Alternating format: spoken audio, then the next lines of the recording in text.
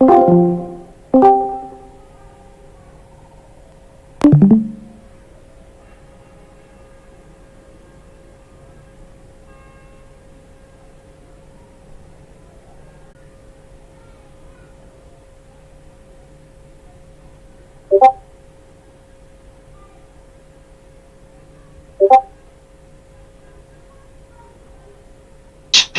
and forming groups and this stuff. And it's done by snapshot.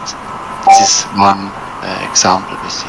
Hey Martin, this is Bear here. Can I know what exactly are we doing? Pardon?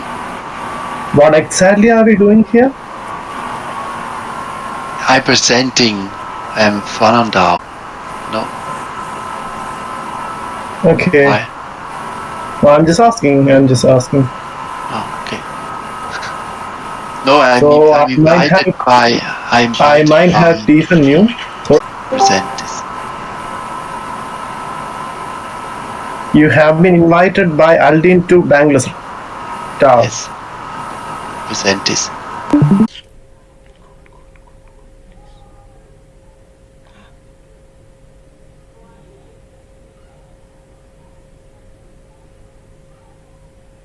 King of stream straight. Do live really bad alone.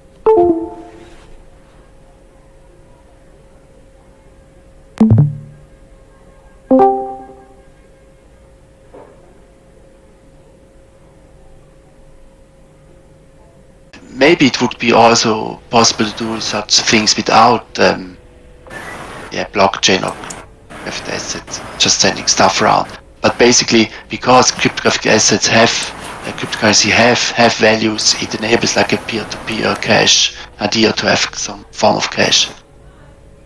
And some little bit, some drawbacks, as I think, is that, of course, first you need one transaction to deposit to the card. So it's not completely invisible. So if you have a card and you have a private key on there or a public address, you have to send once at least, you have to send some of your Ether or coin to this address. So you see this like an entry point. Of course, you don't know which person owns you don't know who owns the address basically.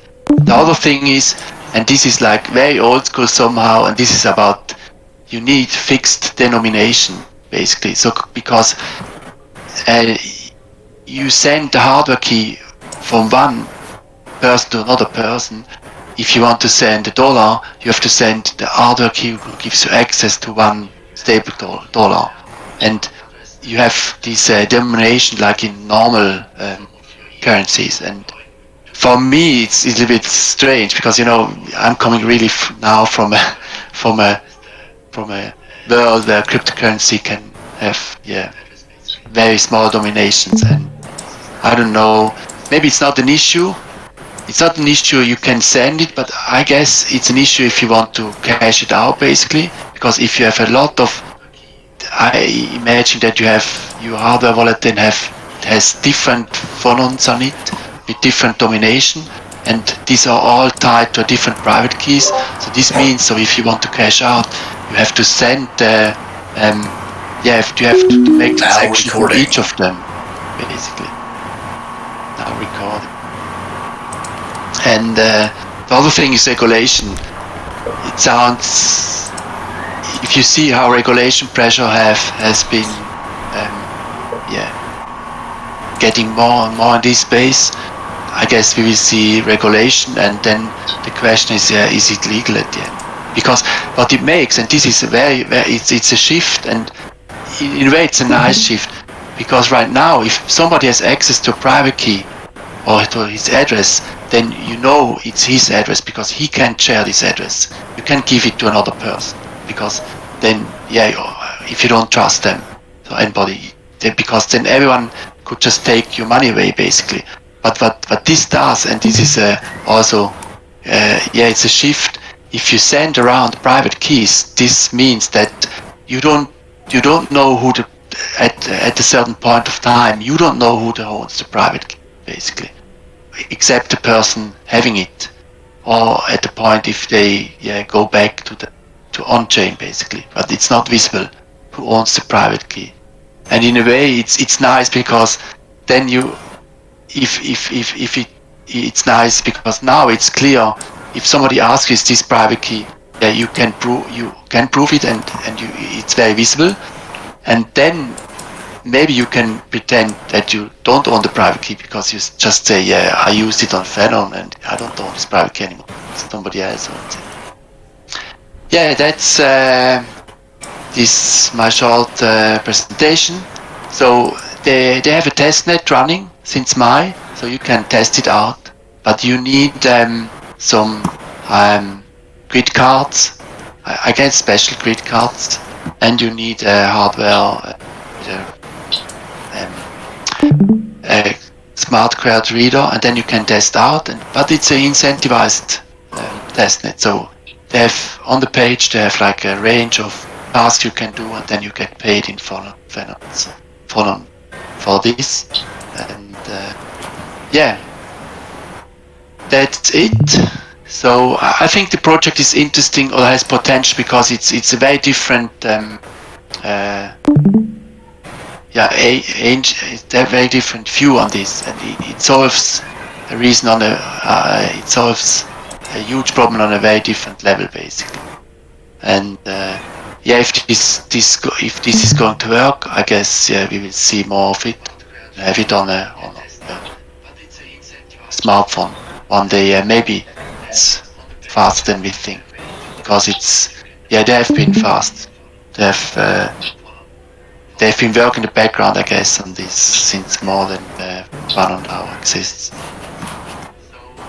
That's from my side. So if there are further readings, so this like Carl Creator, he had like three posts of them on the blog, and it's called Protocol Vision.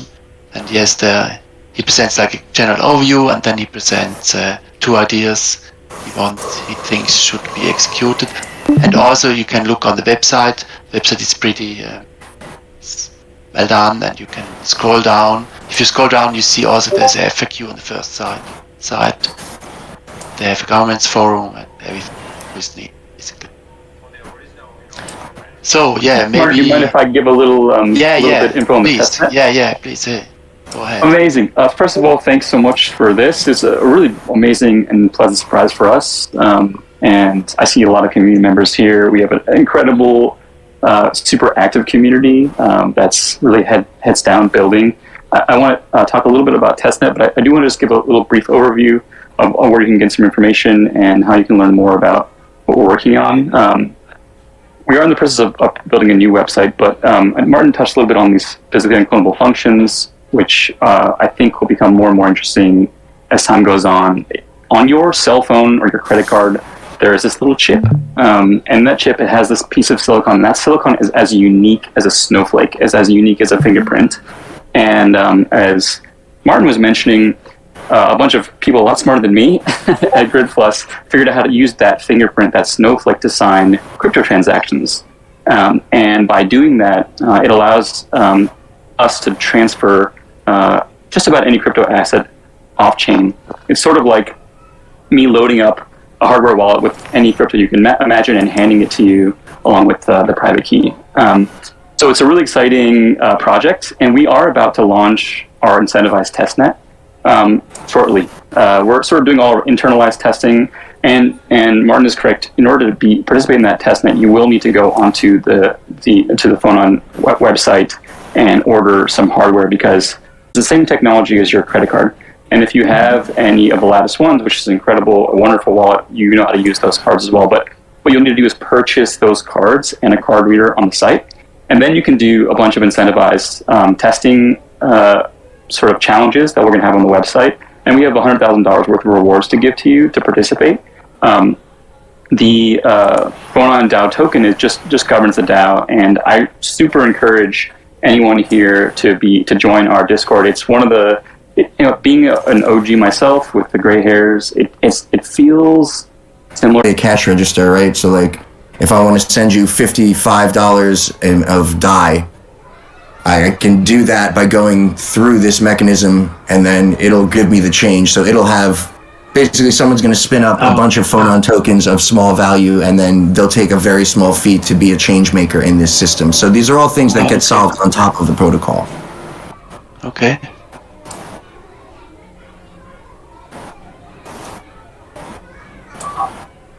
We're also not, I don't think we're calling the assets that live on Phonon protocol Phonons anymore. I think we're calling them encumbered assets. Okay. Yeah, but that was glad you pointed out that is confusing, and well, we're working on it. This is really like, I don't know, there might be 20 people, 30 people actively involved. Okay. We're very small and looking to grow. Yeah. You mean on the Phonon side, or also Grid, together with Grid? Yeah, on the Phonon side. I believe Grid has a handful of developers working full-time on the phone, on their end of Phonon. But as far as like the DAO and like the process of forming this action, we're forming this thing. Like we created a governance structure, we're really trying to do this in the right way. And I don't know if you really made, I would have belabored the point a bit that when Phonon was created, I want to say between $200 and $400 million worth of value in Grid token, and it's nominal value. I understand that, but a bunch of people burned Grid tokens so that the distribution of the Phonon network more primitive, right? We sort of talked about this idea that that Phonon is a layer 0, but functionally acts like a layer 1 because things can get built on top of it, and there's so many exciting things that are going to get built. And we need as many talented people as possible to help us build this entire ecosystem, because we're talking about something really unique to be able to send at a primitive layer any crypto asset from one person to another without any fees, without consensus in a ledger. These 3 issues that we've all been talking about for years, which is scalability, privacy and cross-chain transfers that really have only been solved by these large institutional sort of venture-backed institutions, which we can debate whether those are good, but to be able to put the power of all these huge organizations back into decentralized hands, back into this peer-to-peer topology, it's really exciting. And because everything is sort of new again for us, and we're just starting exploring this sort of new green field that that Rooster mentioned. The sky is the limit, and like people were always saying, there's no greater time than now to be building something like this. So we want all the talented people who, if any of this struck your fancy, if any of this seems interesting, maybe this is your sign to join a project in its infancy, a sign to join some of the smartest people I've ever worked with on building something totally new that can solve a lot of these problems that we've been talking about for so many years. And it's fun every day. It's exciting every day. There's something new every day, and hopefully testnet brings in new people, and we get to continue to build relationships like here, doing more things with Bankless. Maybe the engineering team will have more time to breathe normal air, as opposed to just being locked in their offices, in their rooms, in their houses, developing for our alpha testnet. And we love to have connect engineer or team to team and keep building this thing, because it's so fun and so exciting. So I hope if you're looking for a sign to join a project, this is it. And for the testnet, are there more? They're sold out right now, the kits. The kits, we haven't publicly made the testnet for the alpha available for purchase yet. But we will make them available as soon as the testnet's ready to launch. We're internally just making sure that we don't need to squash too many bugs before that process begins. So on our Twitter, if you follow us on Twitter, or if you join us in the Discord, a little bit of alpha leak. If you join us in the Discord, you'll probably have a little bit more heads up than you would on social media, because we want to limit the number of testers so we can kind of get a better sense of any bugs that might arise. But we will publish on both our Discord and on Twitter our incentivized testnet with, and I'll repeat, like $100,000 worth of rewards. And once those are released, you can purchase it. You would have to get those things shipped to an address, and then you'll be able to access the phone-on protocol and be one of the early participants in it. And there's other elements of the phone-on protocol which we haven't had a chance to discuss, but there's things that arise as we're talking about this entropy-based peer-to-peer Diffie-Hellman exchange. There's other things that can be done which are pretty unique and cool. Some of the stuff we've been talking about in the Discord, the idea of native phone-ons, which we can talk about maybe some other time. But yeah, there is a lot to be done and a lot to participate in. Yeah, I don't know. Would it be all right to zoom out maybe a little bit, and if I could ask like some maybe like super basic questions here? So I'm trying to wrap my head around, like it seems like you've got this stepwise development, the alpha testnet coming soon. You probably answered this, but maybe you could answer it again for me. How is the hardware involved in making a simple transfer as of like the moment the testnet turns on? I understand that eventually you're going to be able to leverage, commodity hardware and stuff like that. But if I want to try this out and I want to transfer to somebody, what exactly is Okay, so the simple wallet app has a way to create a private key within the trusted execution environment, right? So you have on that chip, on that smart card, we run a trusted execution environment. We use that to create a private key, and then you would fund the private key from an address that you control, right? So that private key now has some blockchain-based value in it, and it lives on the phone-on card, and it can only ever live there, right? So when you crack it open, you'll get that private key out, and then you'll be able to transact the asset that it correlates to. But until you open it, you can pass it from phone-on card to phone-on card with no transaction fees, peer-to-peer, no broadcast, anything. It's very, very streamlined once the assets live on the protocol. Okay, so once you've got your your mic is acting out pretty heavily. Sorry, guys. But I think I caught that. So once you've got your you've got this smart card, and now you've populated it with a private key associated with an address that's been funded on the blockchain. What hardware do I need? Like, so I need a card reader, and the person I'm transferring it to needs to have a card and a card reader. Is the process happens over the internet? Is there like a website or an application? So all of these are possible, right? All it needs is some type of connection between two cards that have been certified by the Phonon DAO, right? So when the manufacturers make the card, it's all spun off of one. There's one key that the manufacturer has that's used to certify all of the other cards, right? Mm-hmm. So as long as you're playing with other Phonon cards, you know it has the applet that we use, and you know that applet is going to delete their copy of the key and transfer it to you, right? So now, anytime you can make a connection, we're going to do it through what is that, near field or contactless payment. You could do it directly, just basically card to card on a USB on a card reader, or if it lives on a phone now, you can do it phone to phone. So really, it's not like. It gives you the possibility of offline transactions, but they don't have to be offline. You can make that secure tunnel between cards any way that you can connect two devices. Yeah, so you could have a Bluetooth connection or an internet connection, just any sort of connection to the other device. Right, and so then presumably... Right, but presumably you'll need a dedicated app in order to like leverage that connection to make the transfer. So yeah, if you're going to have it on your phone, so we can engage, it can be made native on the eSIMs. And then once it's there, then you just need to have an app on the phone, right? Right. Or in the meantime, we were doing it on an app on your computer. But yeah, there is a software layer, and that's one of the things that Grid Plus is taking point on. I think they have several people on that team making that happen and doing great work. Right. So I mean, realistically, then when you're running testing at the alpha level, you need basically you're going to need hardware on both sides of the transaction, whereas the hope is at the end you're going to be able to leverage hardware people already have. Is that correct? Well, is it to an extent, yes. The alpha cards will not be compatible with the mainnet Phonon, so we're just going to be using testnet assets to test this for the most part.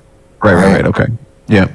Yeah, once there is Phonon spun up, yes, correct. Everybody who wants to hold Phonon will have to have a card, or a card or an eSIM, right? And this is something that we expect manufacturers to fill this space. Like the current card, I think holds. Don't quote me on this, but it's under 1,000 Phonons and it's over 100. And when we're doing change making, if you have a good, efficient change maker, that works, but we're going to need bigger cards. We're going to need cards that are able to do more. We're going to need cards that are always in. So if we're going to run a key exchange or a decentralized exchange, right, where I could have one Bitcoin, that private key exchanged for, I don't know what the exchange is, 20 something odd or 10 something odd ETH, right?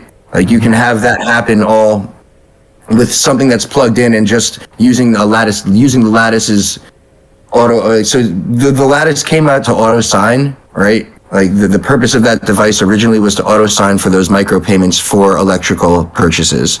But the ability to securely auto sign and to approve certain types of transactions, that's going to be leveraged by everything that we do for like always on services. So you would just leave your card in, and that would be like the card would have whatever assets you're doing liquidity providing for or whatever assets you're willing to trade. They would just live on the card, and the card would be updating a centralized, basically a ledger, not a ledger, what's the right word? Just an aggregator of all of the people all making these offers. So it would just be like a big old pool of people who are offering things for sale, and you know that because it's plugged in with these contracts saying these are the sales that are automatically approved. Sorry if I made a mouthful of that. Just if you don't mind me jumping in really quick, to answer it, that kit that is currently on his screen, you would receive 2 of those cards along with 2 HID OmniKey readers. So I mean, you can just look up HID OmniKey on like Amazon and see what it would be, but it's just a little card reader and 2 cards. Right. Okay, cool. All right, that's very interesting. That makes sense. Thank you. Yeah, maybe we can open it up if somebody has a question, or I don't know how this works on Bankless, but normally, yeah. On AladdinDAO we took some question at the end, so if somebody has questions and we have people here who can answer it, I guess.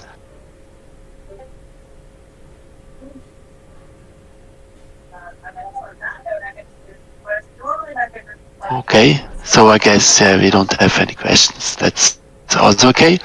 Yeah, then I wrap it up, I guess, and I will wrap it up with a little bit more talking about what AladdinDAO is doing, basically. And yeah, first, thank you for joining, everyone. Also, yeah, people from FunOnDAO, that's awesome, and I'm glad that I got it right, mostly my presentation. Yeah, I understand this stuff. So, hey, Martin. On the surface. Hi. Hey. Hi. How are you? Hey, good. Hey, quick question for one last question for the Phonon team. So, guys, eventually, once the Phonon network is fully spun up, I think because this is a layer 0, it's a different way to think versus how some of us have used other L1s and L2s on Ethereum. So, do you envision is there going to be like an on-ramping and off-ramping process, or do you just envision like what you have on Phonon network will just continue to live on Phonon network and use applications that are built in the future on it? Curious if you can share anything about I since I have a Grid Plus Lattice 1, I'm thinking about whether I might use it to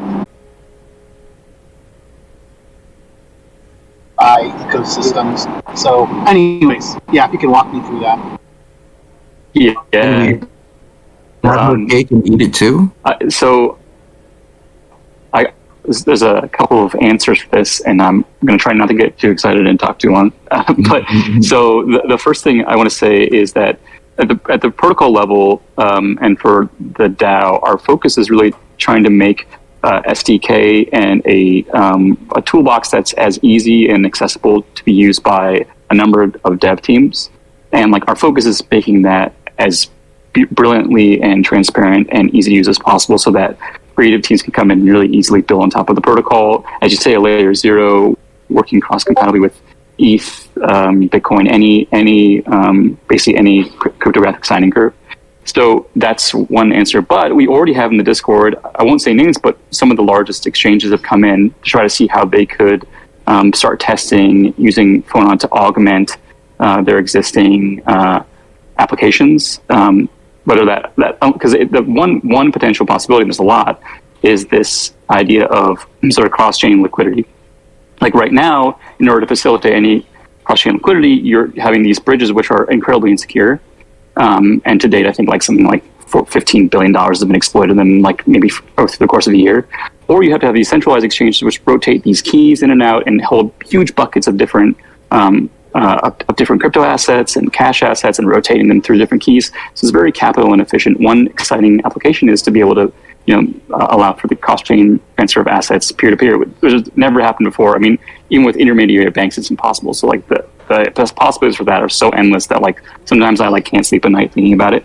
But I think we're seeing these teams pop up and jump into Discord and try to tackle specific problems. There's a couple of folks in the Discord working on sort of how to acquire ENS domains or NFTs without doxing, or sort of private transfers of NFTs. So there's so much that's going to get built on top of us, because what's unique again is that although it is layer 0, functionally it's layer 1. You can build things. So as we kind of mature and develop this SDK, what's really exciting is these teams coming in and solving these particular use cases, and we kind of are open and excited to see where that goes, because it's still very early. I hope that answers your question, DeFi Dad. Well, if I can take a crack at it, I think initially, the crux of the protocol is the private key transfer, and the most basic thing you can do with it is transfer assets correlated to private keys through these encrypted tunnels that are peer-to-peer. But when smart contracts first came out, we didn't really know what the possibilities were. I don't think anybody had a fully fleshed out AMM in their head at that point. But we did know that this thing has a lot of open doors, down which you can explore. And so I think over time, we're going to find a bunch of different use cases, and they might not even be encumbered assets that the Phonon protocol is using. It might be native assets that only ever live on there, but they're used, so you could use that as a key. You could use it to open a locker. You could use it, it can be an NFT. It can create generative art from its own entropy.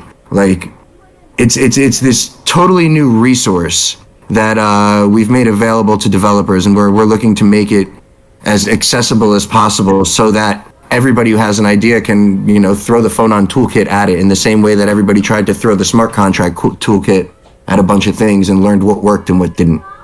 And I think the upside to this is that whatever doesn't work, it doesn't work locally, because there isn't these honeypots. There isn't a centralized attack surface where, like, if something goes wrong on your smart contract, everybody using it fails, right? Like, it's only any failure could only happen across one card to another. And, like, I think that's a huge improvement over the current security model. Yeah, I definitely don't want to downplay the fundamental utility of just being able to privately transact, and in this case, just transfer money. That, that's the magic of crypto. Like, that's what we all got into, many years ago, before there were all these applications available. And so that's still a very powerful application. That's powerful utility, I think, for users, especially from the privacy standpoint, because we're all used to just, having everything broadcasted to everyone across the globe, no matter what address we use. But yeah, I am similarly eager to see what sort of like native use cases evolve. Like, we're all thinking about like the parallels of how we use DeFi and Web3 today, but like you pointed out, truthfully, not only there will be new applications potentially, but it's also possible that we'll just be working with new assets. Although I do anticipate, I can't imagine escaping from like the major stores of value like Bitcoin and Ether and some others. But anyways, guys, thanks for answering a harder question there. And Martin, I know we're probably running short on time, but did you want to talk a bit about some updates for AladdinDAO?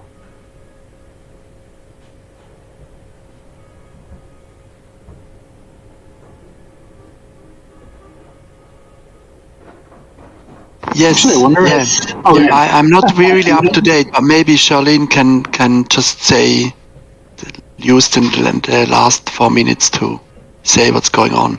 Charlene or Kruger, maybe you can chime in. I've got one quick update for everyone in terms of Concentrator. I monitor the yields on Concentrator and really across as many applications as possible. I mean, I think I have like 1,000 tabs open on my computer, and I am very proud to say the yields on Concentrator are really holding up despite the change in the market structure, the fact that we're in a downtrend and no longer in like a up only market. So it's not a recommendation or endorsement to invest your money in any of the Concentrator vaults, but for what it's worth, obviously, like, there's higher yields there just depositing some of LPs. So take a look at it. Probably my favorite is the Steth one. That one's been earning consistently above like 6 to 7%, and that's mainly because it's accruing a position of staked CVX curve. So for those of us who are bullish curve but also want to continue to earn staking yields with Ether, it's a really simple, one-click vault to take advantage of. But anyway, Sherilyn, did you want to chime in with anything else, or Cougar on anything else for AladdinDAO? Thank you, DeFi,